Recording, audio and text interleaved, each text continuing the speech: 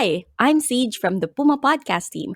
If you like listening to this show and others created by our team, you can help us keep making them through our Puma Patak tip jar. Our goal is to get 100 of you, our friends, to make a contribution and show your support for the journalism and storytelling that we do. We're happy to keep making shows that you can listen to for free, but making them isn't free. So we appreciate any support you send our way. All you need to do is to go to pumapodcast.com where you'll find a link to the Puma Patak tip jar. Hi, I'm Bella Perez Rubio, Puma Podcast, and you're listening to Teka Teka News. Balitang thinking, hindi breaking. In this episode, I mean, regionally, I think of course, there are some pockets of successes, right? But it's not much yet. To be honest, I cannot see any significant change at this point in time. we track legislation related to LGBTQIA rights across Singapore, Indonesia, and the Philippines, which have been a mixed bag, to say the least.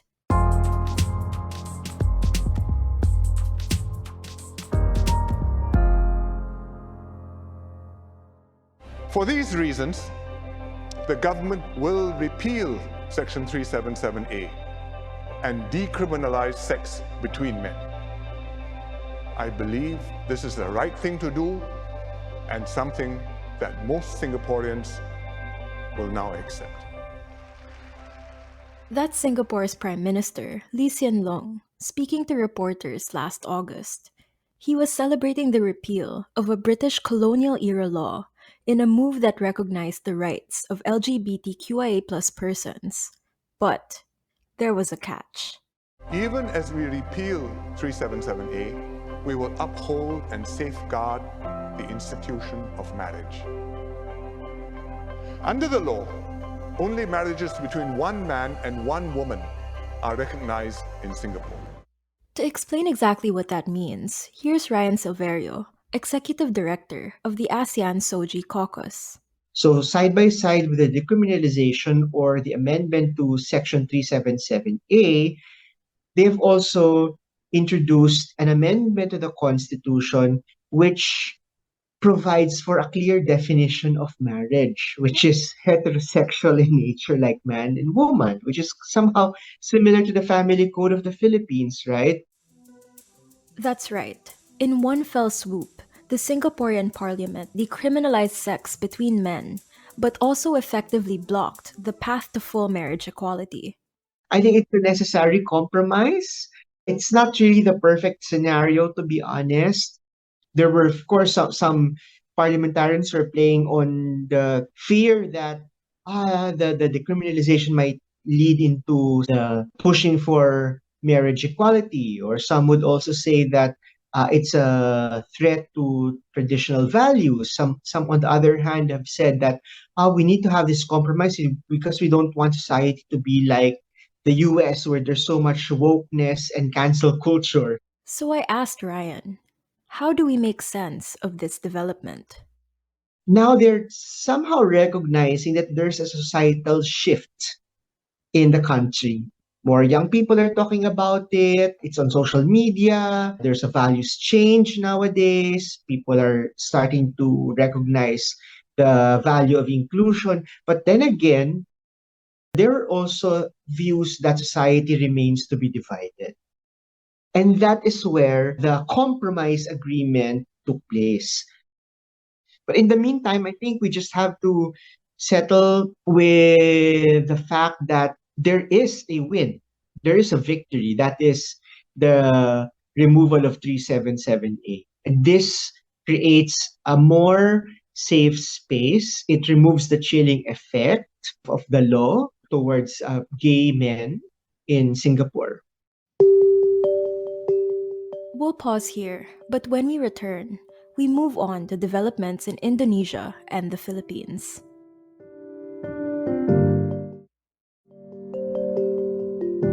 A 2019 Pew Research report found that Indonesia is one of the most hostile places in the world for LGBTQIA people. And the country's parliament just this December overhauled its criminal code, penalizing sex outside of marriage. Here's Ryan Silverio of the ASEAN Soji Caucus again. Before this current law, the country never had any national law that criminalizes consensual same-sex relations.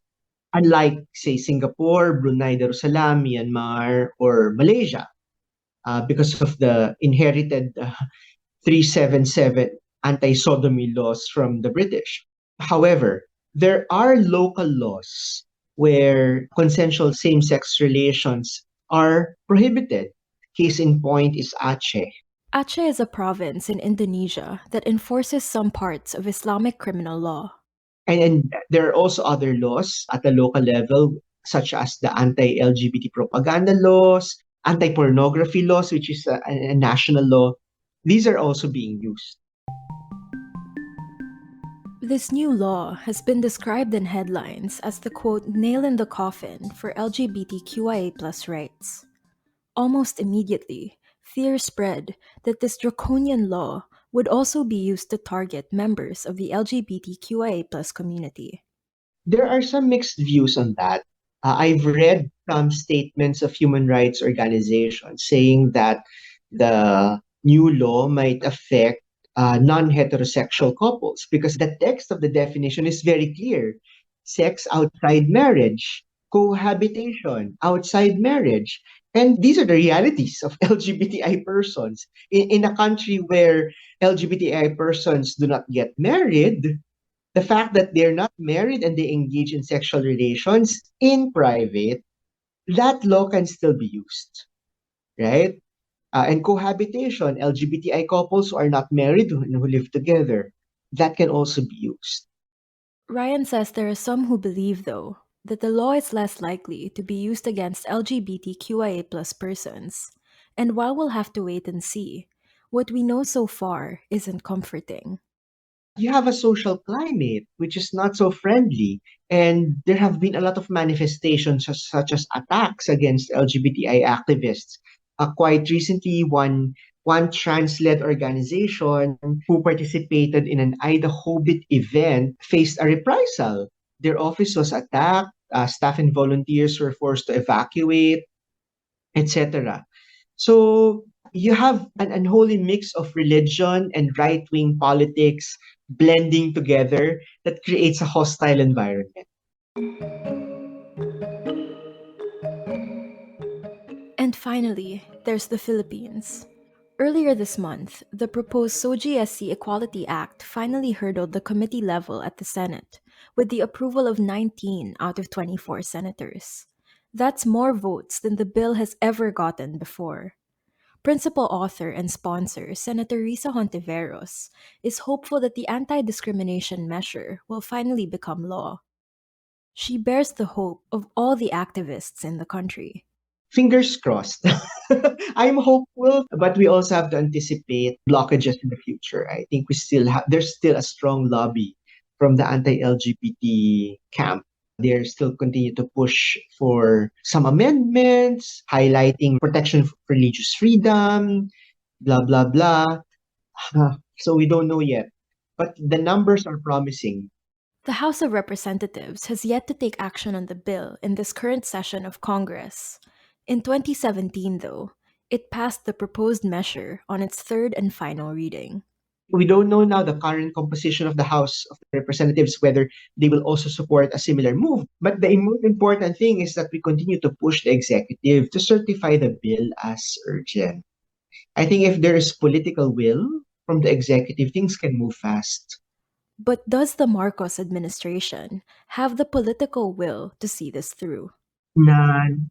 We haven't seen any, to be honest. And the recent statements of the Secretary of Justice during the UPR, Universal Periodic Review, gives a different flavor because he's speaking, representing the executive, right? He's representing the executive, and his views on the received recommendations on passing the anti-discrimination legislation as something as imposition of values of other countries, it doesn't signify something good.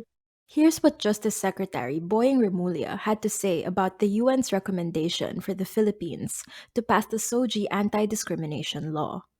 I think that we We know as a country that we are not ready for that. Culturally, our values may conflict with many of the values that they want to impose upon us. We want the legislature to do their job here. That's why we cannot commit to it, is because we cannot impose upon the legislature policy that they have to do within Congress. Ryan says people can still do something if they want to see this bill turn into law. I hope that there will be a change of perspective in the coming months. And I think this is where the role of the civil society is. We need to push for the executive to really understand that when we talk about LGBT human rights, we're not talking here about marriage equality alone. We're talking here about respect for dignity, equal treatment, respect for human rights, which is, of course, well entrenched in our constitution. To sum it up, yes, there has been some progress in upholding the rights of LGBTQIA persons in the region. But the wins have been small. And for every step we've taken forward, it seems we've also taken 2 steps back. At the same time, we are also looking at the shrinking civic spaces, like the rise of right-wing rulers, say in Myanmar, Thailand, and there's no clear positioning whether they are in favor or not on LGBT rights. But even if they are in favor on LGBT rights, but at the same time curtailing civic freedoms, I don't think it's also a good indication. And that was today's episode of Teka Teka. Again, I'm Bella Perez Rubio. This episode was produced by Kat Ventura. If you like this episode, share it with a friend or two. And don't forget to give it a 5-star rating on your podcast app. At para sa mga mahilig manood sa YouTube, Puma Podcast na rin po kami doon. Just search Puma Podcast and subscribe to our channel. Thanks for listening.